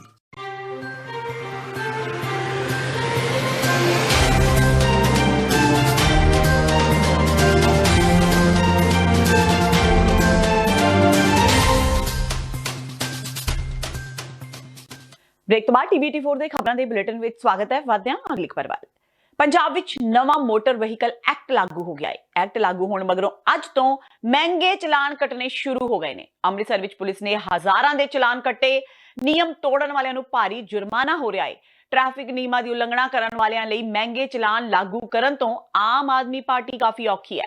ਵਿਰੋਧੀ ਧਿਰ ਦੇ ਨੇਤਾ ਹਰਪਾਲ ਸਿੰਘ ਚੀਮਾ ਤੇ ਉਪ ਨੇਤਾ ਬੀਬੀ ਸਰਬਜੀਤ ਕੌਰ ਮਾਣੂਕੇ ਨੇ ਕਿਹਾ ਕਿ ਪੰਜਾਬ ਸਰਕਾਰ ਵੱਲੋਂ ਟ੍ਰੈਫਿਕ ਨਿਯਮਾਂ ਦੀ ਉਲੰਘਣਾ ਕਰਨ ਤੇ ਜੁਰਮਾਨਾ ਰਾਸ਼ੀ ਵਿੱਚ ਵਾਧਾ ਕੀਤੇ ਜਾਣ ਨਾਲ ਸੜਕਾਂ ਤੇ ਰਿਸ਼ਵਤਖੋਰੀ ਹੋਰ ਵਧੇਗੀ। ਉਹਨਾਂ ਕਿਹਾ ਕਿ ਜੁਰਮਾਨੇ ਵਧਾ ਕੇ ਟ੍ਰੈਫਿਕ ਨਿਯਮ ਲਾਗੂ ਨਹੀਂ ਕਰਵਾਇਆ ਜਾ ਸਕਦਾ, ਕਿਉਂਕਿ ਸੂਬੇ ਵਿੱਚ ਟ੍ਰੈਫਿਕ ਨਿਯਮ ਲਾਗੂ ਕਰਵਾਉਣ ਲਈ ਟ੍ਰੈਫਿਕ ਪੁਲਿਸ ਤੇ ਲੋੜੀਂਦਾ ਬੁਨਿਆਦੀ ਢਾਂਚਾ ਹੀ ਨਹੀਂ ਹੈ। ਦੇਖੋ, ਜਿਹੜਾ ਮੋਟਰ ਵਹੀਕਲ ਐਕਟ ਲਾਗੂ ਕੀਤਾ ਪੰਜਾਬ ਦੇ ਵਿੱਚ, ਇਹ ਬਹੁਤ ਹੀ ਮਾੜੀ ਗੱਲ ਆ ਕਿ ਰੇਟ ਜਿਹੜੇ ਹੈਗੇ ਨੇ ਇੰਨੇ ਵਧਾ ਦਿੱਤੇ ਗਏ, ਜਦ ਕਿ ਪਹਿਲਾਂ ਚਾਹੀਦਾ ਸੀਗਾ ਕਿ ਪਹਿਲਾਂ ਸਾਰੇ ਕੈਂਪ ਲਾ ਕੇ ਸਾਰਾ ਅਰੇਂਜ ਕਰਕੇ ਸਾਰੀ ਜਿਹੜੀ ਹੈਗੀ ਆ ਲੋਕਾਂ ਟਰੱਕ ਯੂਨੀਅਨ ਜਾ ਕੇ ਜਾਂ ਇਲਾਕਿਆਂ ਜਾ ਕੇ ਉੱਥੇ ਜਿਹੜਾ ਨੌਜਵਾਨਾਂ ਦੇ ਲਾਇਸੈਂਸ ਬਣਾਏ ਜਾਂਦੇ, ਉਹਨਾਂ ਨੂੰ ਟ੍ਰੇਨਿੰਗ ਦਿੱਤੀ ਜਾਂਦੀ, ਉਸ ਤੋਂ ਪਹਿਲਾਂ ਕਾਨੂੰਨ ਲਾਗੂ ਕੀਤਾ ਗਿਆ। ਉਹ 'ਚ ਬਹੁਤ ਹੀ ਹਾਰਸ਼ ਆ, ਬਹੁਤ ਹੀ ਮਾੜਾ ਗਾ। ਉਹਦਾ ਕਾਰਨ ਕੀ ਹੈ ਕਿ ਇੰਨੇ ਜ਼ਿਆਦਾ ਰੇਟ ਵਧਾ ਦਿੱਤੇ ਗਏ ਜਿਹੜੇ ਬਹੁਤ ਮਾੜੀ ਗੱਲ ਹੈਗੀ। ਸੋ ਨਹੀਂ ਹੋਣਾ ਚਾਹੀਦਾ। ਇਸ ਤੋਂ ਬਿਨਾਂ ਕੈਪਟਨ ਸਾਹਿਬ ਦਾ ਕੋਈ ਪਤਾ ਨਹੀਂ ਕਦੋਂ ਯੂ ਟਰਨ ਲੈ ਲੈਣ, ਕਿਉਂਕਿ ਉਹ ਮੈਂ ਸਮਝਦਾ ਪੰਜਾਬ ਵਿੱਚ ਉਹ ਵੀ ਕਿਤੇ ਨਾ ਕਿਤੇ ਬੀਜੇਪੀ ਦਾ ਰੋਲ ਕਰਦੇ ਨਜ਼ਰ ਆਉਂਦੇ ਨੇ। ਬਹੁਤ ਸਾਰੇ ਕੰਮਾਂ ਦੇ ਵਿੱਚ ਉਹਨਾਂ ਨੇ ਬੀਜੇਪੀ ਨੂੰ ਟੋਕ ਕੀਤਾ, ਬੀਜੇਪੀ ਦੀ ਗੱਲ ਕੀਤੀ ਹੈ। ਸੋ ਮੈਂ ਇਸ ਸਮੇਂ ਜਿਹੜਾ ਹੈਗਾ ਉਹਨਾਂ ਨੇ ਕਿਹਾ ਹੈਗਾ ਕਿ ਮੈਂ NCR ਦਾ ਕਾਨੂੰਨ ਲਾਗੂ ਨਹੀਂ ਕਰੂੰਗਾ, ਪਰ ਉਹਨਾਂ ਦਾ ਕੋਈ ਪਤਾ ਨਹੀਂ, ਕੋਈ ਭਰੋਸਾ ਨਹੀਂ ਕਦੋਂ ਯੂ ਟਰਨ ਲੈ ਜਾਣ। ਪੰਜਾਬ ਸਰਕਾਰ ਸਰਕਾਰੀ ਅਦਾਰਿਆਂ ਨੂੰ ਛੱਡ ਕੇ ਆਪਣੇ ਹੀ ਵਿਧਾਇਕਾਂ ਦੀਆਂ ਪ੍ਰਾਈਵੇਟ ਕੰਪਨੀਆਂ ਨੂੰ ਮੁਨਾਫੇ ਦਿਵਾਉਣ ਦੀ ਕੋਸ਼ਿਸ਼ ਕਰ ਰਹੀ ਹੈ। ਸਹਿਕਾਰੀ ਸ਼ੂਗਰ ਮਿਲ, ਜਿਸ ਨੂੰ ਸਰਕਾਰ ਮੁਨਾਫੇ ਵਿੱਚ ਲਿਆਉਣ ਦਾ ਦਾਅਵਾ ਕਰਦੀ ਸੀ, ਆਖਿਰਕਾਰ ਜਦੋਂ ਗੰਨੇ ਦਾ ਹਿੱਸਾ ਵੰਡਣ ਦੀ ਵਾਰੀ ਆਈ ਤਾਂ ਪ੍ਰਾਈਵੇਟ ਮਿੱਲਾਂ ਨੂੰ ਦਿੱਤਾ ਗਿਆ ਹਿੱਸਾ ਕਾਫੀ ਵੱਧ ਗਿਆ। ਗੰਨੇ ਦੇ ਸਰਪਲਸ ਦਾ ਹਿੱਸਾ ਸਭ ਤੋਂ ਵੱਧ ਰਾਣਾ ਗੁਰਜੀਤ ਸਿੰਘ ਦੀ ਅੰਮ੍ਰਿਤਸਰ ਵਾਲੀ ਮਿਲ ਨੂੰ ਦਿੱਤਾ ਗਿਆ। ਅਲਾਟਮੈਂਟ ਅਨੁਸਾਰ ਸਹਿਕਾਰੀ ਖੰਡ ਮਿਲ ਫਾਜ਼ਿਲਕਾ ਨੂੰ 1 ਲੱਖ ਕੁਇੰਟਲ, ਬੁੱਢੇਵਾਲ ਸਹਿਕਾਰੀ ਮਿਲ ਨੂੰ 0.25 ਲੱਖ ਕੁਇੰਟਲ, ਨਕੋਦਰ ਸਹਿਕਾਰੀ ਮਿਲ ਨੂੰ 0.25 ਲੱਖ ਕੁਇੰਟਲ ਮਿਲਿਆ, ਜਦਕਿ ਪ੍ਰਾਈਵੇਟ ਮਿੱਲਾਂ ਵਿੱਚ ਹੁਸ਼ਿਆਰਪੁਰ ਦੀ AB ਸ਼ੂਗਰ ਮਿਲ ਨੂੰ 5 ਲੱਖ ਕੁਇੰਟਲ, ਕੈਬਨਿਟ ਮੰਤਰੀ ਰਾਣਾ ਗੁਰਜੀਤ ਸਿੰਘ ਦੀ ਰਾਣਾ ਸ਼ੂਗਰ ਮਿਲ ਨੂੰ 12.22 lakh quintal, Indian sugar mill ਨੂੰ 3 ਲੱਖ ਕੁਇੰਟਲ, ਨਾਹਰ ਸ਼ੂਗਰ ਮਿਲ ਨੂੰ 1 ਲੱਖ ਕੁਇੰਟਲ, ਚੱਡਾ ਸ਼ੂਗਰਜ਼ ਮਿਲ ਨੂੰ 3 ਲੱਖ ਕੁਇੰਟਲ ਮਿਲਿਆ। ਅਮਰੀਕਾ ਦੇ ਕੈਲੀਫੋਰਨੀਆ ਵਿੱਚ ਇੱਕ ਸਿੱਖ ਟੈਕਸੀ ਡਰਾਈਵਰ ਦੀ ਕੁੱਟਮਾਰ ਕਰਨ ਦੀ ਘਟਨਾ ਨੂੰ ਸ਼੍ਰੋਮਣੀ ਗੁਰਦੁਆਰਾ ਪ੍ਰਬੰਧਕ ਕਮੇਟੀ ਵੱਲੋਂ ਮੰਦਭਾਗਾ ਕਰਾਰ ਦਿੱਤਾ ਗਿਆ ਹੈ। ਸ਼੍ਰੋਮਣੀ ਕਮੇਟੀ ਦੇ ਪ੍ਰਧਾਨ ਭਾਈ ਗੋਬਿੰਦ ਸਿੰਘ ਲੋਂਗੋਵਾਲ ਨੇ ਕਿਹਾ ਕਿ ਵਿਦੇਸ਼ਾਂ ਆਮਦ ਸਿੱਖਾਂ ਤੇ ਹੋ ਰਹੇ ਅਜਿਹੇ ਹਮਲੇ ਗਹਿਰੀ ਚਿੰਤਾ ਦਾ ਵਿਸ਼ਾ ਨੇ। ਉਹਨਾਂ ਕਿਹਾ ਕਿ ਖਾਸ ਕਰ ਅਮਰੀਕਾ ਆਮਦ ਸਿੱਖਾਂ ਸਮੇਤ ਘੱਟ ਗਿਣਤੀਆਂ ਤੇ ਹਮਲਿਆਂ ਦਾ ਚਲਨ ਰੁਕਣ ਦਾ ਨਾਮ ਨਹੀਂ ਲੈ ਰਿਹਾ। ਬਲਜੀਤ ਸਿੰਘ ਨਾਮ ਦੇ ਟੈਕਸੀ ਡਰਾਈਵਰ ਤੇ ਹੋਏ ਇਸ ਹਮਲੇ ਤੋਂ ਪਹਿਲਾਂ ਵੀ ਬੀਤੇ ਹਫ਼ਤੇ ਅਮਰੀਕਾ ਦੇ ਹੀ ਸ਼ਹਿਰ ਬੈਲਿੰਗਹੈਮ ਵਿੱਚ ਵੀ ਇੱਕ ਸਿੱਖ ਡਰਾਈਵਰ ਨੂੰ ਨਫ਼ਰਤੀ ਹਮਲੇ ਦਾ ਸ਼ਿਕਾਰ ਬਣਾਇਆ ਗਿਆ ਸੀ। ਅਜਿਹੇ ਹਮਲਿਆਂ ਨਾਲ ਵਿਦੇਸ਼ਾਂ ਅੰਦਰ ਵਸਦੇ ਸਿੱਖਾਂ ਵਿੱਚ ਸਹਿਮ ਵੱਧ ਰਿਹਾ ਹੈ। ਲੋਂਗੋਵਾਲ ਨੇ ਕਿਹਾ ਕਿ ਭਾਰਤ ਸਰਕਾਰ ਨੂੰ ਇਸ ਮੰਦਭਾਗੇ ਵਰਤਾਰੇ ਨੂੰ ਰੋਕਣ ਲਈ ਵਿਦੇਸ਼ਾਂ ਦੀਆਂ ਸਰਕਾਰਾਂ ਤੱਕ ਪਹੁੰਚ ਕਰਨੀ ਚਾਹੀਦੀ ਹੈ। ਇਸ ਦੇ ਨਾਲ ਹੀ ਵਿਦੇਸ਼ਾਂ ਦੇ ਸਿੱਖ ਆਗੂ ਤੇ ਗੁਰਦੁਆਰਾ ਕਮੇਟੀਆਂ ਵੀ ਉੱਥੋਂ ਦੀਆਂ ਸਰਕਾਰਾਂ ਨਾਲ ਸਿੱਖਾਂ ਦੇ ਹੁੰਦੇ ਨਸਲੀ ਹਮਲੇ ਰੋਕਣ ਲਈ ਗੱਲਬਾਤ ਕਰਨ। ਵਿਦੇਸ਼ਾਂ ਦੀ ਤਰੱਕੀ ਵਿੱਚੋਂ ਸਿੱਖਾਂ ਦੇ ਯੋਗਦਾਨ ਨੂੰ ਮਨਫੀ ਨਹੀਂ ਕੀਤਾ ਜਾ ਸਕਦਾ, ਪਰ ਜਦੋਂ ਸਿੱਖਾਂ ਤੇ ਨਸਲੀ ਹਮਲੇ ਹੁੰਦੇ ਨੇ ਤਾਂ ਸਿੱਖਾਂ ਦੇ ਮਨਾਂ ਨੂੰ ਠੇਸ ਪਹੁੰਚਦੀ ਹੈ। ਉਹਨਾਂ ਕਿਹਾ ਕਿ ਕਿਸੇ ਵੀ ਦੇਸ਼ ਅੰਦਰ ਘੱਟ ਗਿਣਤੀਆਂ ਨੂੰ ਦਬਾਉਣਾ ਠੀਕ ਨਹੀਂ। ਹਰ ਦੇਸ਼ ਦੀ ਸਰਕਾਰ ਦਾ ਮੁੱਢਲਾ ਫਰਜ਼ ਹੈ ਕਿ ਆਪਣੇ ਦੇਸ਼ ਵਿੱਚ ਵਸਦੇ ਹਰ ਧਰਮ ਦੇ ਲੋਕਾਂ ਦੀ ਸੁਰੱਖਿਆ ਨੂੰ ਯਕੀਨੀ ਬਣਾਵੇ। ਫਿਰੋਜ਼ਪੁਰ ਵਿੱਚ ਕ੍ਰਾਂਤੀਵਾਦੀ ਕਿਸਾਨ ਯੂਨੀਅਨ ਨੇ ਡਿਪਟੀ ਕਮਿਸ਼ਨਰ ਕੰਪਲੈਕਸ ਦੇ ਬਾਹਰ ਪੰਜਾਬ ਸਰਕਾਰ ਖਿਲਾਫ ਰੋਸ ਪ੍ਰਦਰਸ਼ਨ ਤੇ ਅਰਥੀ ਫੂਕ ਮੁਜ਼ਾਹਰਾ ਕੀਤਾ। ਯੂਨੀਅਨ ਦੇ ਆਗੂ ਅਵਤਾਰ ਸਿੰਘ ਮਹਿਮਾ ਨੇ ਕਿਹਾ ਕਿ ਪੰਜਾਬ ਸਰਕਾਰ ਨੇ ਇੱਕ ਮਤਾ ਪਾਸ ਕੀਤਾ ਹੈ ਜਿਸ ਵਿੱਚ ਪੰਚਾਇਤੀ ਜ਼ਮੀਨਾਂ ਨੂੰ ਕਾਰਪੋਰੇਟਿਵ ਹਾਊਸਿਸ ਨੂੰ ਦੇਣ ਦਾ ਫੈਸਲਾ ਲਿਆ ਗਿਆ ਹੈ, ਜੋ ਕਿ ਸਰਾਸਰ ਗਲਤ ਹੈ। ਉਹਨਾਂ ਕਿਹਾ ਕਿ ਪੰਚਾਇਤੀ ਜ਼ਮੀਨਾਂ ਪਿੰਡ ਵਿੱਚ ਇਸ ਲਈ ਰੱਖੀਆਂ ਜਾਂਦੀਆਂ ਨੇ ਤਾਂ ਕਿ ਉਸ ਵਿੱਚ ਪਿੰਡ ਦਾ ਕੋਈ ਸਕੂਲ ਜਾਂ ਫਿਰ ਕੋਈ ਹੋਰ ਚੀਜ਼ ਬਣਵਾਈ ਜਾਵੇ। ਉਹਨਾਂ ਕਿਹਾ ਕਿ ਜੋ ਛੋਟੇ ਕਿਸਾਨ ਹੁੰਦੇ ਨੇ ਉਹਨਾਂ ਨੂੰ ਉਹ ਜ਼ਮੀਨ ਠੇਕੇ ਤੇ ਦਿੱਤੀ ਜਾਂਦੀ ਹੈ। ਨਾਲ ਹੀ ਉਹਨਾਂ ਕਿਹਾ ਕਿ ਸਰਕਾਰ ਨੇ ਜੋ ਮਤਾ ਪਾਸ ਕੀਤਾ ਹੈ, ਜੇਕਰ ਸਰਕਾਰ ਨੇ ਆਪਣਾ ਉਹ ਫੈਸਲਾ ਵਾਪਸ ਨਹੀਂ ਲਿਆ ਤਾਂ ਸੰਘਰਸ਼ ਨੂੰ ਹੋਰ ਵੀ ਤਿੱਖਾ ਕੀਤਾ ਜਾਵੇਗਾ। ਪੰਜਾਬ ਸਰਕਾਰ ਵੱਲੋਂ ਪਿਛਲੇ ਦਿਨ ਇੱਕ ਬਿੱਲ ਪਾਸ ਕੀਤਾ ਗਿਆ, ਜਿਹੜਾ ਜਿਹੜੀਆਂ ਪੰਜਾਬ ਦੇ ਪਿੰਡਾਂ ਦੀਆਂ ਪੰਚਾਇਤੀ ਜ਼ਮੀਨਾਂ ਨੇ ਉਹ ਕਾਰਪੋਰੇਟ ਘਰਾਣਿਆਂ ਨੂੰ ਦੇਣ ਦਾ ਜਿਹੜਾ ਉਹਨਾਂ ਨੇ ਬਿੱਲ ਪਾਸ ਕੀਤਾ, ਤਾਂ ਉਹ ਬਹੁਤ ਖਤਰਨਾਕ ਬਿੱਲ ਦੇ ਖਿਲਾਫ ਅਸੀਂ ਜਿਹੜਾ ਪ੍ਰਦਰਸ਼ਨ ਕਰ ਰਹੇ ਹਾਂ, ਕਿਉਂਕਿ ਲਗਾਤਾਰ ਜਿਹੜੀਆਂ ਪਿੰਡਾਂ ਦੀਆਂ ਜ਼ਮੀਨਾਂ ਨੇ ਉਹ ਅਸੀਂ ਸਮਝਦੇ ਸਿਰਫ ਪੰਚਾਇਤੀ ਜ਼ਮੀਨਾਂ ਨਹੀਂ, ਕਿਸਾਨਾਂ ਦੇ ਸਾਰਿਆਂ ਦੀਆਂ ਜ਼ਮੀਨਾਂ ਇਹ ਕਾਰਪੋਰੇਟ ਘਰਾਣਿਆਂ ਨੂੰ ਦੇਣ ਦੀ ਇੱਕ ਤਿਆਰੀ ਕੀਤੀ ਜਾ ਰਹੀ ਸਰਕਾਰ ਵੱਲੋਂ, ਤੇ ਉਹਦੀ ਜਿਹੜੀ ਸ਼ੁਰੂਆਤ ਪੰਚਾਇਤੀ ਜ਼ਮੀਨਾਂ ਤੋਂ ਕੀਤੀ ਜਾ ਰਹੀ ਆ। ਇਹਦੇ ਕਰਕੇ ਅਸੀਂ ਇੱਥੇ ਪੂਰੇ ਪੰਜਾਬ ਦੇ ਵਿੱਚ ਰੋਸ ਪ੍ਰਦਰਸ਼ਨ ਕਰ ਰਹੇ ਹਾਂ। ਜੇ ਤੁਹਾਡੀ ਮੰਗ ਨਹੀਂ ਮੰਨੀ ਜਾਂਦੀ ਕੀ ਐਕਸ਼ਨ ਹੋਊਗਾ? ਮੰਗਾਂ ਸਭ ਤੋਂ ਪਹਿਲਾਂ ਮੈਂ ਦੱਸਣਾ ਚਾਹੁੰਦਾ ਜੀ, ਇਹ ਮੰਗਾਂ ਸਾਡੀਆਂ ਕੀ ਨੇ ਕਿ ਪੰਜਾਬ ਦੇ ਵਿੱਚ ਜਿਹੜੀ ਇਹ ਪੰਚਾਇਤੀ ਜ਼ਮੀਨ ਆ, ਇਹ ਕਿਸਾਨਾਂ ਦੀਆਂ ਜ਼ਮੀਨਾਂ 'ਚੋਂ ਥੋੜ੍ਹੀ ਕੱਟ ਕੇ ਸਾਂਝੀ ਪਿੰਡ ਦੇ ਵਿੱਚ ਬਣਾਈ ਗਈ ਸੀ ਵੀ ਪਿੰਡ ਦੇ ਸਾਂਝੇ ਕੰਮਾਂ ਲਈ ਸਕੂਲ ਬਣਾਉਣਾ ਹੈ, ਦਾਣਾ ਮੰਡੀ ਬਣਾਉਣੀ ਜਾਂ ਹੋਰ ਕੁਝ ਕਰਨਾ ਹੈ। ਇਹ ਕਿਸ ਵਾਸਤੇ? ਜਦੋਂ ਪੰਚਾਇਤੀ ਕਾਨੂੰਨ ਬਣਿਆ ਤੇ ਪੰਚਾਇਤੀ ਜ਼ਮੀਨਾਂ ਬਣ ਗਈਆਂ। ਉਸ ਦੇ ਇਲਾਵਾ ਨਾਲਾ ਹੋਰ ਜਿਹੜੇ ਛੋਟੇ ਕਿਸਾਨ ਥੋੜ੍ਹੀ ਜ਼ਮੀਨ ਦੇ ਕਿਸਾਨ ਸੀਗੇ ਜਾਂ ਮਜ਼ਦੂਰਾਂ ਨੂੰ ਇਹ ਤੀਜਾ ਹਿੱਸਾ ਜ਼ਮੀਨ ਠੇਕੇ 'ਤੇ ਦਿੱਤੀ ਜਾਂਦੀ ਸੀ, ਜਿਹਨਾਂ ਨੂੰ ਰੁਜ਼ਗਾਰ ਮਿਲਦਾ ਸੀ। ਨਾਲ ਹੀ ਇਹ ਜਿਹੜਾ ਉਹ ਤੋਂ ਠੇਕਾ ਆਉਂਦਾ ਸੀ ਜ਼ਮੀਨ ਤੋਂ, ਉਹਦੇ ਨਾਲ ਪਿੰਡਾਂ ਦੇ ਵਿਕਾਸ ਦੇ ਕੰਮ ਹੁੰਦੇ ਸੀ। ਹੁਣ ਇਹ ਜ਼ਮੀਨਾਂ ਜਦੋਂ ਸਰਕਾਰ ਖਵਾਉਣ ਜਾ ਰਹੀ ਕਾਰਪੋਰੇਟ ਘਰਾਣਿਆਂ ਨੂੰ, ਉਹਦੇ ਨਾਲ ਮਜ਼ਦੂਰਾਂ ਤੇ ਛੋਟੇ ਕਿਸਾਨਾਂ ਦਾ ਰੁਜ਼ਗਾਰ ਵੀ ਖੁੱਸੇਗਾ ਤੇ ਪਿੰਡ ਦੇ ਵਿਕਾਸ ਕਾਰਜ ਵੀ ਵੱਡੀ ਪੱਧਰ ਤੇ ਪ੍ਰਭਾਵਿਤ ਹੋਣਗੇ, ਯਾਨੀ ਰੁਕਣਗੇ। ਤਾਂ ਸਾਡੀਆਂ ਮੰਗਾਂ ਇਹ ਨੇ ਵੀ ਜਿਹੜੀ ਉਹ ਜ਼ਮੀਨ ਆ ਉਹ ਜਿਹੜਾ ਬਿੱਲ ਬਣਾਇਆ ਜ਼ਮੀਨਾਂ ਖੋਣ ਦਾ ਉਹਨੂੰ ਟੋਟਲੀ ਰੱਦ ਕੀਤਾ ਜਾਵੇ। ਜ਼ਮੀਨਾਂ ਜਿਹੜੀ ਤੀਜੇ ਹਿੱਸੇ ਦੀ ਮਜ਼ਦੂਰਾਂ ਨੂੰ ਦਿੱਤੀ ਜਾਵੇ, 2 ਹਿੱਸੇ ਜ਼ਮੀਨ ਜਿਹੜੀ ਉਹ ਥੋੜ੍ਹੀ ਜ਼ਮੀਨਾਂ ਤੇ ਬੇਜ਼ਮੀਨ ਕਿਸਾਨਾਂ ਨੂੰ ਘੱਟ ਰੇਟ ਦਿੱਤੀ ਜਾਵੇ ਤੇ ਨਾਲ ਦੀ ਨਾਲ ਜਿਹੜਾ ਉਹ ਕਿਸਾਨਾਂ ਨੂੰ ਉੱਥੇ ਜਿਹੜੀਆਂ ਸਰਕਾਰੀ ਸੁਸਾਇਟੀਆਂ ਬਣਾ ਕੇ ਉਹ ਜ਼ਮੀਨਾਂ ਸਾਂਝੀ ਖੇਤੀ ਕਰਨ ਵੱਲ ਨੂੰ ਉਤਸ਼ਾਹਿਤ ਕੀਤਾ ਜਾਵੇ। ਪਿਛਲੇ ਕਰਜ਼ਿਆਂ ਤੇ ਲੀਕ ਮਾਰੀ ਜਾਵੇ। ਪੱਟੀ ਤੋਂ ਕਾਰ ਰਾਹੀਂ ਚੰਡੀਗੜ੍ਹ ਵੱਲ ਜਾ ਰਹੇ 2 ਨੌਜਵਾਨਾਂ ਤੇ ਜ਼ਿਲ੍ਹਾ ਮੋਗਾ ਦੇ ਪਿੰਡ ਬੁਰੀਪੁਰਾ ਨੇੜੇ ਮੋਹਾਲੀ ਐਸਟੀਐਫ ਦੀ ਟੀਮ ਨੇ ਫਾਇਰਿੰਗ ਕਰ ਦਿੱਤੀ। ਫਾਇਰਿੰਗ ਵਿੱਚ ਇੱਕ ਨੌਜਵਾਨ ਜੋਬਨਪ੍ਰੀਤ ਦੀ ਮੌਤ ਹੋ ਗਈ। ਫਾਇਰਿੰਗ ਬੀਤੇ ਰਾਤ ਲਗਭਗ 10 ਵਜੇ ਹੋਈ। ਅੱਜ ਜੋਬਨਪ੍ਰੀਤ ਦੀ ਲਾਸ਼ ਦਾ ਪੋਸਟਮਾਰਟਮ ਕੀਤਾ ਗਿਆ। ਪੋਸਟਮਾਰਟਮ ਤੇ ਵੱਡੀ ਗਿਣਤੀ ਵਿੱਚ ਪੁਲਿਸ ਬਲ ਮੌਜੂਦ ਰਿਹਾ। ਪੁਲਿਸ ਸੂਤਰਾਂ ਦਾ ਕਹਿਣਾ ਹੈ ਕਿ ਐਸਟੀਐਫ ਨਸ਼ਾ ਤਸਕਰੀ ਦੇ ਮਾਮਲੇ ਵਿੱਚ ਉਹਨਾਂ ਦਾ ਪਿੱਛਾ ਕਰ ਰਹੀ ਸੀ। ਇਸ ਦੌਰਾਨ ਐਸਟੀਐਫ ਨੂੰ ਫਾਇਰਿੰਗ ਕਰਨੀ ਪਈ। ਐਨਕਾਊਂਟਰ ਵਿੱਚ ਇੱਕ ਹੋਰ ਨੌਜਵਾਨ ਗੰਭੀਰ ਰੂਪ ਵਿੱਚ ਜ਼ਖਮੀ ਹੋ ਗਿਆ। ਪਹਿਲਾਂ ਦੱਸਿਆ ਜਾ ਰਿਹਾ ਸੀ ਕਿ ਫਾਇਰਿੰਗ ਵਿੱਚ ਮਾਰਿਆ ਗਿਆ ਨੌਜਵਾਨ ਇੱਕ ਪੱਤਰਕਾਰ ਹੈ, ਪਰ ਅੱਜ ਮਾਰੇ ਗਏ ਨੌਜਵਾਨ ਜੋਬਨਪ੍ਰੀਤ ਦੇ ਪਿਤਾ ਸੁਰਜਨ ਸਿੰਘ ਦਾ ਕਹਿਣਾ ਹੈ ਕਿ ਉਸ ਦਾ ਬੇਟਾ ਜੋਬਨਪ੍ਰੀਤ ਪੱਤਰਕਾਰ ਨਹੀਂ ਸੀ। ਉਹ ਲੱਕੜੀ ਦਾ ਕੰਮ ਸਿੱਖ ਰਿਹਾ ਸੀ ਤੇ ਕੁਝ ਨੌਜਵਾਨਾਂ ਨਾਲ ਲੱਕੜੀ ਦਾ ਕੰਮ ਕਰਨ ਜਾਂਦਾ ਸੀ। ਕੁਝ ਸਮਾਂ ਪਹਿਲਾਂ ਪੁਲਿਸ ਨੇ ਉਸ ਖਿਲਾਫ ਕੇਸ ਦਰਜ ਕੀਤਾ ਸੀ, ਜਦਕਿ ਫਾਇਰਿੰਗ ਵਿੱਚ ਜ਼ਖਮੀ ਉਸ ਦੇ ਸਾਥੀ ਤੇ ਕਈ ਪੁਲਿਸ ਕੇਸ ਦਰਜ ਨੇ। ਸੁਖਜਿੰਦਰ ਜੀ ਮੌਤ ਕਿਹਦੀ ਹੋਈ ਹੈ? ਮੌਤ ਕਿਹਦੀ ਹੋਈ ਹੈ? ਤੁਹਾਡਾ ਕੀ ਲੱਗਦਾ ਜੀ? ਮੇਰਾ ਪੁੱਤਰ ਹੈ। ਕਿਵੇਂ ਮੌਤ ਹੋਈ? ਮੈਨੂੰ ਪਤਾ ਨਹੀਂ। ਕੱਲ ਗਿਆ ਸੀ ਕਿਤੇ ਘਰੋਂ? ਪਤਾ ਨਹੀਂ ਜੀ, ਇਹ ਮੁੰਡਾ ਉੱਥੇ ਬੰਗਲੀਆਂ ਬਾਹਰ ਕਿਤੇ ਬੈਠਦੇ ਆ, ਕਿਤੇ ਖਲੋਖਲਾ ਜਾਂਦੇ ਆ। ਉਹ ਮੁੰਡਾ ਮੈਨੂੰ ਗੱਡੀ ਤੇ ਭਾਗ ਲਾਇਆ। ਕੌਣ ਲੈ ਕੇ ਗਿਆ ਸੀ? ਬੰਗਲੇ ਵਾਲਾ ਮੁੰਡਾ। ਕੌਣ ਨਾਮ ਕੀ ਉਹਦਾ? ਹਾਂਜੀ ਗੁਰਚੇਤ? ਉਹ ਲੈ ਕੇ ਗਿਆ ਸੀ ਨਾਲ? ਹਾਂਜੀ। ਕੀ ਕੰਮ ਕੀ ਕਰਦੇ ਦੋਨੇ? ਪਤਾ ਨਹੀਂ ਉਹਦੇ ਕੰਮ ਦਾ ਮੈਨੂੰ ਪਤਾ ਨਹੀਂ। ਮੈਂ ਦਿਹਾੜੀ ਜਾਂਦਾ। ਅੱਛਾ, ਮੈਨੂੰ ਪਤਾ ਨਹੀਂ ਮਗਰ ਕੀ ਹੱਦ ਕੀ ਹੈ। ਤੁਹਾਡਾ ਬੇਟਾ ਕੀ ਕੰਮ ਕਰਦਾ? ਸਾਡਾ ਬੇਟਾ ਲੱਕੜ ਦਾ ਕੰਮ ਕਰਦਾ। ਲੱਕੜ ਦਾ ਮਿਸਤਰੀ ਹੈ? ਹਾਂਜੀ, ਮਿਸਤਰੀ ਨਾਲ ਜਾਂਦਾ ਸੀ, ਅਜੇ ਜਾ ਸਿੱਖਦਾ ਸੀ। ਅੱਛਾ। +2 ਕੀਤੀ ਆ, +2 ਕਰਕੇ ਹਟਿਆ। ਅੱਛਾ ਜੀ। ਅੱਜ ਤੋਂ ਉਹਦਾ ਜਦ ਮੈਂ +2 ਕੀਤੀ ਆ, ਮੈਂ ਚੱਲ ਕੋਈ ਨਾ ਕੋਈ ਮਿਹਨਤ ਕਰ ਸਿੱਖ। ਕੱਲ ਦੱਸ ਕੇ ਗਏ ਸੀ ਕਿੱਥੇ ਗਏ? ਨਹੀਂ ਜੀ, ਮੈਨੂੰ ਇਹ ਗੱਲ ਦਾ ਪਤਾ ਨਹੀਂ ਜੀ, ਮੈਂ ਘਰੇ ਨਹੀਂ ਹੈਗਾ। ਅੱਛਾ। ਜਿਹੜੀ ਉਹ ਕਾਰ ਕਹਿੰਦੀ ਹੈ? ਕਾਰ ਉਸੇ ਮੁੰਡੇ ਦੀ। ਉਸੇ ਮੁੰਡੇ ਦੀ ਹੈ। ਉਹ ਕੀ ਕੰਮ ਕਰਦਾ ਜੀ? ਉਹਦੇ ਬਾਰੇ ਨਹੀਂ ਪਤਾ ਕੀ ਕਰਦਾ। ਕਿੱਥੋਂ ਰਹੇ ਸੀਗੇ? ਪਤਾ ਨਹੀਂ ਇਹਨਾਂ ਵੀ ਜਦੋਂ ਘਰੇ ਨਹੀਂ ਹੈਗੇ ਜੀ। ਮੈਂ ਉਹ ਘਰ ਨੇ ਦੱਸਿਆ ਵੀ ਆਹ ਇਸ ਵੇਲੇ 12 ਵਜੇ ਗਏ ਆ ਬਾਹਰ। ਉਹਨੇ ਆਵਾਜ਼ ਮਾਰੀ ਤੇ ਆਪਦੀ ਮਾਂ ਨੂੰ ਦੱਸਿਆ ਮੈਂ ਕਿੱਥੇ ਚੱਲੇ ਕਿੱਥੇ ਨਹੀਂ। ਤੁਹਾਨੂੰ ਕਦੋਂ ਪਤਾ ਲੱਗਿਆ ਇਸ ਸਾਨੂੰ ਰਾਤ ਦੇ 8 ਵਜੇ ਪਤਾ ਲੱਗਾ ਜੀ। ਆ ਗੁਰਵੇਲ ਨੇ ਦੱਸਿਆ ਸਾਨੂੰ। ਅੰਮ੍ਰਿਤਸਰ ਦੇ ਸੁਲਤਾਨਵਿੰਡ ਰੋਡ ਤੇ 22 ਵਰ੍ਹਿਆਂ ਦੇ ਇੱਕ ਨੌਜਵਾਨ ਦਾ ਤੇਜ਼ਧਾਰ ਹਥਿਆਰਾਂ ਨਾਲ ਕਤਲ ਹੋ ਗਿਆ। ਨੌਜਵਾਨ ਦਾ ਨਾਮ ਹਰਬੰਸ ਸਿੰਘ ਹੈ, ਜੋ ਕਿ ਕਥਾਵਾਚਕ ਸੀ। ਪਰਿਵਾਰ ਨੇ ਹਰਬੰਸ ਸਿੰਘ ਦੇ ਦੋਸਤਾਂ ਤੇ ਸ਼ੱਕ ਜਤਾਇਆ ਹੈ। ਪੁਲਿਸ ਨੇ ਮਾਮਲੇ ਦੀ ਜਾਂਚ ਸ਼ੁਰੂ ਕਰ ਦਿੱਤੀ ਹੈ। ਇਹ ਜੀ ਕੱਲ ਰਾਤ ਕਰੀਬ 10:30 ਵਜੇ ਸੂਚਨਾ ਮਿਲੀ ਕਿ ਕੋਟਮੇਲ ਸਿੰਘ ਆਬਾਦੀ ਦੇ ਵਿੱਚ ਇੱਕ ਕਤਲ ਹੋਇਆ ਵਾ। ਕਤਲ ਜਿਹੜਾ ਵਾ ਹਰਬੰਸ ਸਿੰਘ ਬਬਲੂ ਪੁੱਤਰ ਗੁਰਦੇਵ ਸਿੰਘ ਕੌਮ ਜੱਟ ਵਾਸੀ ਮਕਾਨ ਨੰਬਰ J18 3148 ਮਾਤਾ ਗੰਗਾ ਜੀ ਨਗਰ ਕੋਟਮੇਲ ਸਿੰਘ ਦਾ ਹੋਇਆ, ਜਿਹਦੇ ਸੰਬੰਧੀ ਆਪਣਾ ਇੰਸਪੈਕਟਰ ਰਵੀ ਸ਼ੇਰ ਸਿੰਘ ਜਿਹੜੇ ਉਹ ਤਫਤੀਸ਼ ਕਰ ਰਹੇ ਨੇ। 2 ਸਸਪੈਕਟਡ ਵਿਅਕਤੀਆਂ ਦੇ ਨਾਂ ਜਿਹੜੇ ਆ ਸਾਹਮਣੇ ਆਏ ਆ, ਪਰ ਹਾਲੇ ਉਸ ਸੰਬੰਧੀ ਤਫਤੀਸ਼ ਚੱਲ ਰਹੀ ਆ। ਤੇ ਗੁਰਦੇਵ ਸਿੰਘ ਪੁੱਤਰ ਬਲਬੀਰ ਸਿੰਘ ਮਾਤਾ ਗੰਗਾ ਜੀ ਨਗਰ ਦੇ ਬਿਆਨ ਤੇ ਕੇਸ ਰਜਿਸਟਰ ਹੋਇਆ ਵਾ ਤੇ ਲਾਸ਼ ਦਾ ਪੋਸਟਮਾਰਟਮ ਕਰਾਇਆ ਜਾ ਰਿਹਾ। ਇਹਦੇ ਬਾਰੇ ਡਿਟੇਲ ਤੁਹਾਨੂੰ ਇੰਸਪੈਕਟਰ ਰਵੀ ਸ਼ੇਰ ਸਿੰਘ ਸਰ ਕੋਈ ਸੀਸੀਟੀਵੀ ਵੀਡੀਓ ਸਾਹਮਣੇ ਆਇਆ? ਸੀਸੀ ਫੁਟੇਜ ਇਸ ਸੰਬੰਧੀ ਤਫਤੀਸ਼ ਤੁਹਾਨੂੰ ਦੱਸਿਆ ਵੀ ਇੰਸਪੈਕਟਰ ਰਵੀ ਸ਼ੇਰ ਸਿੰਘ ਕਰ ਰਹੇ ਨੇ, SHO ਸਾਹਿਬ ਉਹਨਾਂ ਦੇ ਲੈਵਲ ਦੀ ਤਫਤੀਸ਼ ਆ। ਕਤਲ ਜਿਹੜਾ ਕੀਤਾ ਗਿਆ ਇੱਕ ਪੁਰਾਣੀ ਰੰਜਿਸ਼ ਚੱਲਦੇ ਆ ਜਾਂ ਪੈਸੇ ਦੇ ਮਾਮਲੇ ਲੈ ਕੇ? ਇਹਦੇ ਬਾਰੇ ਹਾਲੇ ਕੋਈ ਗੱਲ ਕਲੀਅਰ ਨਹੀਂ ਹੋਈ।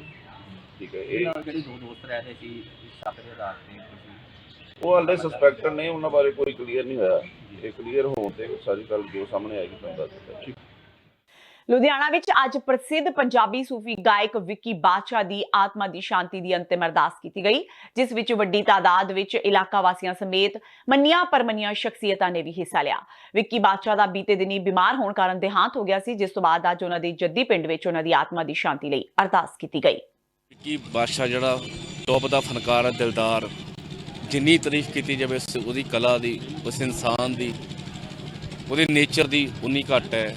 ਸੰਸਕਾਰ ਤੇ ਵੀ ਬੜੇ ਦੁਖੀ ਹਿਰਦੇ ਨਾਲ ਪਹੁੰਚੇ ਸੀ। ਅੱਜ ਭੋਗ ਦੀ ਰਸਮ ਇੱਥੇ ਲੁਧਿਆਣਾ ਸ਼ਹਿਰ 'ਚ ਸਾਰੇ ਕਲਾਕਾਰ ਵੱਲੋਂ ਉੱਥੇ ਪਹੁੰਚੇ ਹੋਏ ਆ। ਬੜਾ ਮਨ ਦੁਖੀ ਹੈ ਕਿ ਉਹ ਐਸਾ ਟੌਪ ਦਾ ਫਨਕਾਰ ਇੰਨੀ ਜਲਦੀ ਸਾਡੇ ਨਾਲ ਵਿਛੋੜਾ ਪਾ ਗਿਆ। ਬਸ ਇਹੀ। ਮੈਂ ਜਦੋਂ ਸੰਸਕਾਰ ਹੋਇਆ ਸੀ ਵੀਰ ਦਾ, ਉਸ ਟਾਈਮ ਵੀ ਅਸੀਂ ਸਾਰੇ ਆਏ ਸੀਗੇ। ਲਫ਼ਜ਼ ਤਾਂ ਬੜੇ ਛੋਟੇ ਪੈ ਜਾਂਦੇ ਆ ਜੀ ਇਸ ਸਮੇਂ, ਪਰ ਇਹੀ ਕਹੂੰਗਾ ਕਿ ਇੱਕ ਬੜਾ ਵੱਡਾ ਬਾਦਸ਼ਾਹ ਗਵਈਆ ਗਵਾ ਦਿੱਤਾ ਸੀ। ਕੁਛ ਅਣਗਹਿਲੀਆਂ ਹੋ ਜਾਂਦੀਆਂ ਇਨਸਾਨ ਤੋਂ, ਇਨਸਾਨ ਹੀ ਆ ਆਖਰਕਾਰ, ਤੇ ਉਹਨੂੰ ਪਤਾ ਨਹੀਂ ਹੁੰਦਾ ਕਿ ਮੇਰੇ ਅੰਦਰ ਕੀ ਚੱਲ ਰਿਹਾ ਜਾਂ ਕੀ ਹੋ ਰਿਹਾ, ਕਦੋਂ ਕੀ ਹੋ ਜਾਣਾ ਹੈ ਨਾ। ਸੋ ਇਸ ਕਰਕੇ ਕੁਛ ਅਣਗਹਿਲੀਆਂ ਉਹਦੇ ਤੋਂ ਵੀ ਹੋਈਆਂ, ਕੁਝ ਸਾਡੇ ਤੋਂ ਵੀ ਹੋਈਆਂ ਕਿ ਅਸੀਂ ਉਹਨੂੰ ਸਮਝਾ ਨਹੀਂ ਸਕੇ ਜਾਂ ਕੇਅਰ ਨਹੀਂ ਕਰ ਸਕੇ। ਬਿਲਕੁਲ। ਇਸ ਕਰਕੇ ਅੱਜ ਇੱਕ ਇੰਡਸਟਰੀ ਨੇ ਇੱਕ ਬਹੁਤ ਵੱਡਾ ਗਵਈਆ ਗਵਾ ਦਿੱਤਾ। ਔਰ ਦੂਸਰਾ ਇਹਦਾ ਘਾਟਾ ਮਤਲਬ ਇਕੱਲੇ ਪਰਿਵਾਰ ਨੂੰ ਨਹੀਂ ਪਿਆ, ਪਰਿਵਾਰ ਨੂੰ ਤੇ ਹੈ ਹੀ ਹੈ, ਉਹਦਾ ਤਾਂ ਕੋਈ ਮਤਲਬ ਆਪਾਂ ਦੁੱਖ ਦਾ ਕੋਈ ਦੇਣ ਨਹੀਂ ਦੇ ਸਕਦੇ ਜਿੰਨਾ ਦੁੱਖ ਉਸ ਪਰਿਵਾਰ ਨੂੰ, ਉਹਨਾਂ ਧੀਆਂ ਨੂੰ ਹੈ, ਬੱਚੀਆਂ ਨੂੰ ਹੈ। ਪਰ ਮੈਂ ਜਿੱਦਾਂ ਕਾਕਾ ਵੀਰ ਸੀ, ਸਾਰੇ ਹੀ ਆਰਟਿਸਟ ਸਾਰੇ ਖੜੇ ਆ, ਹੋਰ ਵੀ ਬਹੁਤ ਆਰਟਿਸਟ ਆ ਰਹੇ ਨੇ, ਤੇ ਬੇਸਿਕਲੀ ਗੱਲ ਇਹ ਹੈ ਕਿ ਪੂਰੀ ਇੰਡਸਟਰੀ ਨੂੰ ਘਾਟਾ ਪਿਆ। ਬਿਲਕੁਲ ਜੀ, ਬਿਲकुल। ਪੰਜਾਬ ਸਰਕਾਰ ਵੱਲੋਂ ਪਲਾਸਟਿਕ ਦੇ ਲਿਫਾਫਿਆਂ ਉੱਪਰ ਪਾਬੰਦੀ ਲਗਾ ਦਿੱਤੀ ਗਈ ਹੈ ਤੇ ਕੋਈ ਵੀ ਦੁਕਾਨਦਾਰ ਇਹਨਾਂ ਪਾਬੰਦੀਸ਼ੁਦਾ ਲਿਫਾਫਿਆਂ ਦੀ ਵਰਤੋਂ ਨਹੀਂ ਕਰ ਸਕਦਾ। ਪ੍ਰਸ਼ਾਸਨ ਵੱਲੋਂ ਇਹਨਾਂ ਲਿਫਾਫਿਆਂ ਨੂੰ ਜ਼ਬਤ ਕਰਨ ਲਈ ਲਗਾਤਾਰ ਛਾਪੇਮਾਰੀ ਵੀ ਕੀਤੀ ਜਾ ਰਹੀ ਹੈ ਤੇ ਉਲੰਘਣਾ ਕਰਨ ਵਾਲੇ ਦੁਕਾਨਦਾਰਾਂ ਨੂੰ ਜੁਰਮਾਨੇ ਵੀ ਕੀਤੇ ਜਾ ਰਹੇ ਨੇ। ਇਸੇ ਦੇ ਚੱਲਦਿਆਂ ਅੱਜ ਗੁਰਦਾਸਪੁਰ ਦੇ ਬਟਾਲਾ ਵਿਖੇ ਸਥਾਨਕ ਪ੍ਰਸ਼ਾਸਨ ਵੱਲੋਂ ਸ਼ਹਿਰ ਵਿੱਚ ਵੱਖ-ਵੱਖ ਥਾਵਾਂ ਤੇ ਰੇਡ ਕੀਤੀ ਗਈ ਤੇ ਵੱਡੀ ਮਾਤਰਾ ਵਿੱਚ ਪਲਾਸਟਿਕ ਦੇ ਲਿਫਾਫੇ ਕਬਜ਼ੇ ਵਿੱਚ ਲਏ ਗਏ। ਇਹ ਸਾਡੇ ਕਮਿਸ਼ਨਰ ਆਫਿਸ ਬਟਾਲਾ ਦੇ ਕਮਿਸ਼ਨਰ ਸਾਹਿਬ ਵੱਲੋਂ ਇੱਕ ਟੀਮ ਗਠਨ ਕੀਤੀ ਗਈ ਸੀਗੀ, ਇਹਦੇ ਵਿੱਚ ਅਮਰਜੀਤ ਸਿੰਘ ਸੋਢੀ ਸੈਨੇਟਰੀ ਇੰਸਪੈਕਟਰ ਵੱਲੋਂ ਕਈ ਥਾਵਾਂ 'ਤੇ ਰੇਡ ਕੀਤੀ ਗਈ ਹੈ। ਪਲਾਸਟਿਕ ਬੈਨ ਦੇ ਰਿਗਾਰਡਿੰਗ ਕੁਝ ਕੁਆਂਟਿਟੀ ਸਾਨੂੰ ਮਿਲੀ ਹੈਗੀ ਹੈ, 50-60 ਕਿਲੋ ਕੁਆਂਟਿਟੀ ਹੈਗੀ ਹੈ ਜੀ। ਤੇ ਇਨਫੋਰਮੇਸ਼ਨ ਜਿਹੜੀ ਸੀਗੀ ਇਹ ਫਰੋਮ ਪਬਲਿਕ ਹੀ ਮਿਲੀ ਸੀਗੀ ਸਾਨੂੰ, ਤੇ ਮੇਰੀ ਬਤੌਰ ਸਾਡੇ ਐਸਐਮ ਸਾਹਿਬ ਨੇ ਡਿਊਟੀ ਮੈਜਿਸਟਰੇਟ ਦੀ ਡਿਊਟੀ ਲਾਈ ਸੀ, ਤੇ ਅਸੀਂ ਜਿਹੜੀ ਕੁਆਂਟਿਟੀ ਸੀਜ਼ ਕੀਤੀ ਆ ਉਹ ਹੈਂਡਓਵਰ ਕਰਾਤੀ, ਚਲਾਨ ਉਹਨਾਂ ਨੂੰ ਕੱਟ ਕੇ ਦੇ ਦਿੱਤਾ ਗਿਆ ਤੇ ਟਾਈਮ ਇਹਨਾਂ ਨੂੰ ਓਪਰਚੁਨਿਟੀ ਦੇ ਦਿੱਤੀ ਗਈ ਜੀ। ਤੇ ਇਹ ਸਨ ਹੁਣ ਤੱਕ ਦੀਆਂ ਖਬਰਾਂ। ਜਾਂਦੇ ਜਾਂਦੇ ਇੱਕ ਵਾਰ ਫੇਰ ਨਜ਼ਰ ਮਾਰਦੇ ਹਾਂ ਮੁੱਖ ਖਬਰਾਂ ਤੇ। ਘਟਦਾ ਨਜ਼ਰ ਨਹੀਂ ਆ ਰਿਹਾ ਨਾਗਰਿਕਤਾ ਸੋਧ ਕਾਨੂੰਨ ਖਿਲਾਫ ਲੋਕਾਂ ਦਾ ਗੁੱਸਾ, ਪੂਰੇ ਦੇਸ਼ ਵਿੱਚ ਪ੍ਰਦਰਸ਼ਨ ਜਾਰੀ। 24 ਸੂਬਿਆਂ ਦੇ 50 ਤੋਂ ਜ਼ਿਆਦਾ ਸ਼ਹਿਰਾਂ ਵਿੱਚ ਲੋਕਾਂ ਵੱਲੋਂ ਪ੍ਰੋਟੈਸਟ, ਵੱਖ-ਵੱਖ ਧਾਰਾਵਾਂ ਲਗਾ ਕੇ ਪ੍ਰਦਰਸ਼ਨਕਾਰੀਆਂ ਤੇ ਮਾਮਲੇ ਦਰਜ, ਜਦਕਿ ਪ੍ਰਧਾਨ ਮੰਤਰੀ ਮੋਦੀ ਨੇ ਦੇਸ਼ ਦੀ ਆਰਥਿਕਤਾ ਨੂੰ 5 ਲੱਖ ਕਰੋੜ ਡਾਲਰ ਦੇ ਟੀਚੇ ਨੂੰ ਦੁਹਰਾਇਆ। ਨਾਗਰਿਕਤਾ ਸੋਧ ਕਾਨੂੰਨ ਨੂੰ ਲੈ ਕੇ ਰੋਸ ਪ੍ਰਦਰਸ਼ਨ ਪੰਜਾਬ ਵਿੱਚ ਵੀ ਤੇਜ਼। ਮੋਦੀ ਸਰਕਾਰ ਦੇ ਫੂਕੇ ਜਾ ਰਹੇ ਨੇ ਪੁਤਲੇ। ਕਾਂਗਰਸੀ ਆਗੂ ਰਾਜਕੁਮਾਰ ਵੇਰਕਾ ਨੇ ਕਿਹਾ ਮੋਦੀ ਸਰਕਾਰ ਨੇ ਆਪਣੇ ਕੀਤੇ ਕੋਈ ਵਾਅਦੇ ਪੂਰੇ ਨਹੀਂ ਕੀਤੇ, ਇਸੇ ਲਈ ਲੋਕਾਂ ਦਾ ਧਿਆਨ ਭੰਗ ਕਰਨ ਲਈ ਇਹ ਬਿੱਲ ਕੀਤਾ ਗਿਆ ਪੇਸ਼। ਜਦਕਿ ਪੰਜਾਬ ਭਾਜਪਾ ਪ੍ਰਧਾਨ ਸ਼ਵੇਤ ਮਲਿਕ ਨੇ ਕਿਹਾ ਇਹ ਕਾਨੂੰਨ ਮਾਈਨੋਰਿਟੀਜ਼ ਨੂੰ ਹੱਕ ਦੇ ਰਿਹਾ ਹੈ। ਕੈਲੀਫੋਰਨੀਆ ਵਿੱਚ ਸਿੱਖ ਟੈਕਸੀ ਡਰਾਈਵਰ ਦੀ ਕੁੱਟਮਾਰ ਕਰਨ ਦੀ ਘਟਨਾ ਦਾ ਸ਼੍ਰੋਮਣੀ ਕਮੇਟੀ ਦੇ ਪ੍ਰਧਾਨ ਭਾਈ ਗੋਬਿੰਦ ਸਿੰਘ ਲੋਂਗੋਵਾਲ ਨੇ ਲਿਆ ਨੋਟਿਸ। ਕਿਹਾ ਭਾਰਤ ਸਰਕਾਰ ਨੂੰ ਅਜਿਹੇ ਵਰਤਾਰਿਆਂ ਨੂੰ ਰੋਕਣ ਲਈ ਵਿਦੇਸ਼ਾਂ ਦੀਆਂ ਸਰਕਾਰਾਂ ਤੱਕ ਕਰਨੀ ਚਾਹੀਦੀ ਹੈ ਪਹੁੰਚ। ਮੋਹਾਲੀ ਐਸਡੀ ਟੀਮ ਵੱਲੋਂ ਕੀਤਾ ਗਿਆ ਐਨਕਾਊਂਟਰ, ਇੱਕ ਨੌਜਵਾਨ ਦੀ ਮੌਤ। ਪੁਲਿਸ ਨੇ ਦੱਸਿਆ ਨਸ਼ਾ ਤਸਕਰ, ਜਦਕਿ ਮੀਡੀਆ ਰਿਪੋਰਟਾਂ ਵਿੱਚ ਪਹਿਲਾਂ ਦੱਸਿਆ ਗਿਆ ਸੀ ਪੱਤਰਕਾਰ। ਪੰਜਾਬ ਵਿੱਚ ਨਵਾਂ ਮੋਟਰ ਵਹੀਕਲ ਐਕਟ ਲਾਗੂ, ਟ੍ਰੈਫਿਕ ਨਿਯਮਾਂ ਦੀ ਉਲੰਘਣਾ ਕਰਨ ਵਾਲਿਆਂ ਦੇ ਮਹਿੰਗੇ ਚਲਾਨ ਕੱਟਣੇ ਸ਼ੁਰੂ। ਆਮ ਆਦਮੀ ਪਾਰਟੀ ਨੇ ਕੀਤਾ ਵਿਰੋਧ, ਕਿਹਾ ਭ੍ਰਿਸ਼ਟਾਚਾਰ ਨੂੰ ਵਧਾਵਾ ਦੇਗਾ ਜ਼ਿਆਦਾ ਜੁਰਮਾਨਾ। ਇਸ ਦੇ ਨਾਲ ਹੀ TV 84 ਦਾ ਖਬਰਾਂ ਦਾ ਇਹ ਬੁਲੇਟਿਨ ਖਤਮ ਹੁੰਦਾ ਹੈ। ਮੈਨੂੰ ਹਰਪ੍ਰੀਤ ਕੌਰ ਨੂੰ ਦਿਓ ਇਜਾਜ਼ਤ। ਸਤਿ ਸ਼੍ਰੀ ਅਕਾਲ।